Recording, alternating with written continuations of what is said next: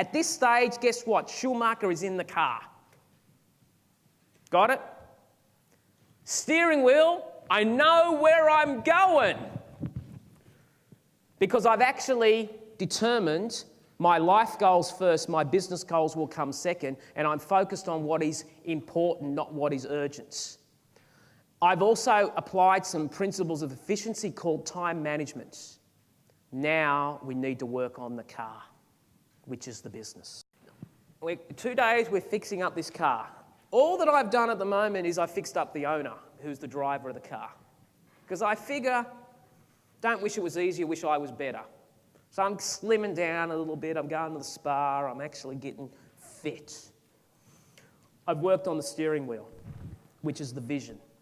Now we go to the next part of the car. Now this is a true story. My first car that I ever had was a 1963 Volkswagen. It was a 1300cc engine. Do you know what I'm talking about? Everyone imagine a 1300cc DAC machine. DAC. You didn't have to put water in these cars because they were air-cooled. And when I was living at my parents', my dad had an amazing home, but he had to put cardboard in the garage because where the car was parked every single morning, there was an oil leak. The next part of the business is you can't upgrade the engine if you've got an oil leak.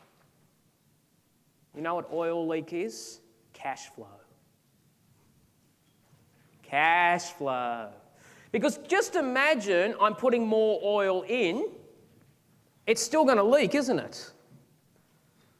I'm putting more money in, I'm accelerating it, but guess what's occurring? The leaks are huge. Got to fix up the leak.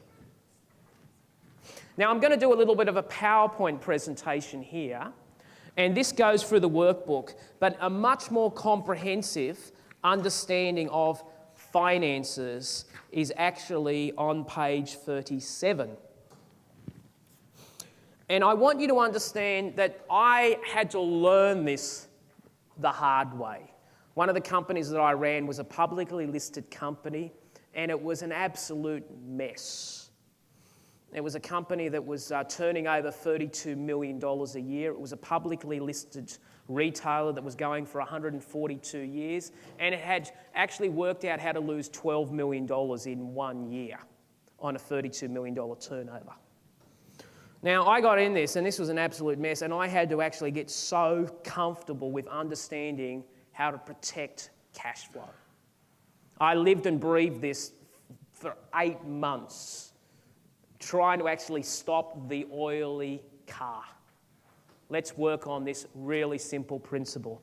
Now, for those people who don't like account stuff, you got to get this. Don't abdicate your financial responsibility to an accountant. Delegate it. Okay? Understand it. You don't have to do it, but you've got to understand what's going on because this is so important.